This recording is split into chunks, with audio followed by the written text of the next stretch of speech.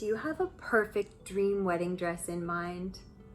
Maybe you found the perfect dress, but it's the wrong price range, needs a different neckline, or the skirt's not what you want. Maybe you're not quite sure what you want, but you know it has to be unique and memorable. Well, a custom dress could be your solution. Hi, I'm Natasha Tuskovich, and I'm here to talk about art and fashion. Give me a like, a subscribe, hit that bell, and join me every week for more.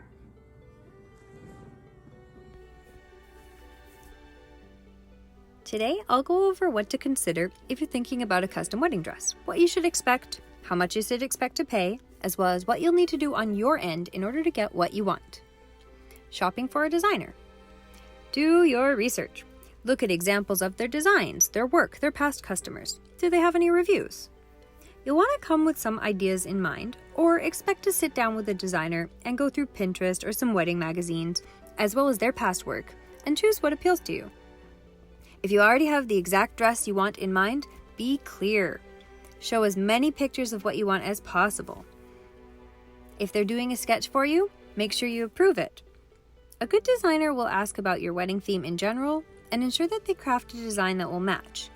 You'll also want to talk about the types of activities you'll be doing on the big day. Will it be formal with a sit-down dinner and traditional dancing? Or casual with lots of walking, fast dancing, and craziness? Will you be outside at any point, on grass or sand? What time of year and location are you planning? If it's tropical, you might not want a full ball gown of heavy silk, and if it's a winter wedding, it might feel odd to have a light lace slip dress.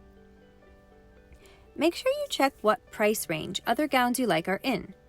Of course, with a customized dress, you have more freedom in this regard, but if there's a specific style of satin or lace that you want, and all the dresses that use it are a certain price point, it's likely that the fabric is very expensive on its own. Different designers will have different price ranges depending on how much time it will take them and how much experience they have. It's a good idea to find a designer that's previously done something similar to what you want. You'll know they're capable and they'll be able to quote you more reliably than with something completely new to them.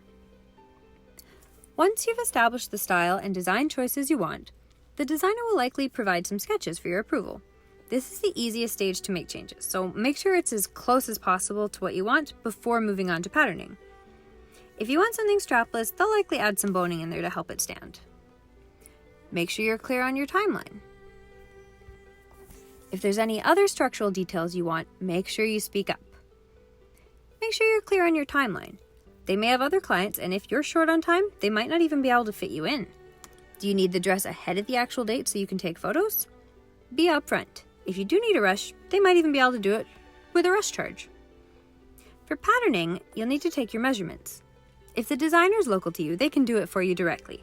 Otherwise, it's a good idea to ask a friend or a family member to help. That way it's more accurate than doing it yourself. If you do it yourself, make sure you take them a couple times so that you get an average of the results. Now, the first fittings will likely be made of a plain muslin fabric or other cheaper material with a suitable weight to test the fit. Again, if you're local, the designer may want to test out individual pieces at a time before putting them all together. Make sure you call out any issues at this stage. The longer you wait, the harder it will be to correct if something's not perfect. For fabric selection, keep in mind that high-quality bridal fabric is expensive just for the cloth. Lace adds up quickly, and so does silk and satin. Tulle can actually be a great way to keep costs down. If you're working in person, it should be easy to inspect different samples and consider the feel and weight. Do you want something flowy or stiff? Something translucent or opaque? Designs with lots of pleats and ruching take extra fabric and extra work. Once you're on the second fitting, depending on how close you were at the first fitting, this may be done in muslin again, or it may be the real fabric. At this point, you should be able to get a clear idea of how the finished dress will look and if it's coming together. You should also be clear on your timeline at this point. If things are running behind, this is when it needs to be corrected. By the final fitting, the dress should be pretty much done. There may be some details to touch up and final tweaks to ensure it's fitting perfectly, especially if your figure has changed along the way. It's likely close to the wedding date now, and your designer should be able to confirm the date that it will be completely finished and ready for pickup or shipping.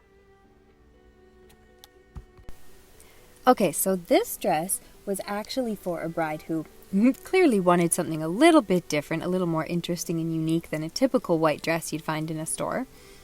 We went with a beautiful pink lace. Actually, I think it was more of a white lace on top of a pink satin background, and it turned into this beautiful, very subtle, light blush pink overall kind of frothy look. Very, like a confection, like a cupcake, just something beautiful and romantic and fun instead of kind of something more traditional. This is definitely, a bride who didn't want that, the big kind of ridiculous, simple classic gown. Something a little more personality and fun, and I had a lot of fun designing and making this with her. We went with a beautiful sweetheart neckline, just a classic shape with boning in it in order to make sure it held up nicely and was flattering to wear. The layers of ruffles were all made by hand out of the lace, and I think we added a nice crinoline underneath it in order to make it really pop into that beautiful shape and make everything make a silhouette that looked gorgeous. One nice thing about doing your dress custom is that we had the lace ourselves, so we were able to make a veil out of the same lace to match. Things like this are just really nice little touches that you can do if you're working with the fabric, with the materials yourself. You get to choose kind of how you want to implement them into the rest of your outfit, or if you want to use some of it for something else in the ceremony. Maybe you want matching satin ribbons for something and you used ribbons in your dress, you can make sure you have the exact same ones. If you want to put little bows on your dress somewhere, you could add those maybe to your shoes or to somewhere else in the ceremony. So it gives you a little bit of options to really incorporate matching ties to between your dress and your decor, or your dress and your accessories, or maybe a ribbon on your bouquet, or put some lace around your bouquet or in the bouquet. Lots of different options to work around and just really have fun with it and make sure everything shows your personality. And for instance, if you already have the perfect pair of shoes you've found that you know you want to wear them for your wedding day, a designer can help you actually incorporate that and make sure it all ties together, make sure the shoes fit and the dress matches the shoes perfectly. If you have a certain piece of jewelry that you know you're going to wear, maybe you have an heirloom, a necklace, a ring, a bracelet, or a tiara, a designer can make sure that the dress is going to accommodate that. If you have a specific necklace, you want to make sure the neckline on your dress fits and make sure the necklace hangs in the right way and that it all accentuates your collarbone, your neck appropriately. If you know you want to wear certain earrings or a bracelet, you might want to make sure, again, how the neckline works, if you have long sleeves or not. If you're wearing particular shoes, again, you might want to make sure the dress is short enough in order to show off the shoes. Or you might actually even be able to put in a fun colored lining on the inside of the dress. Sometimes you can put in a nice colored tulle that no one will ever see except when you flip it up in pictures, and that can be a really nice fun touch.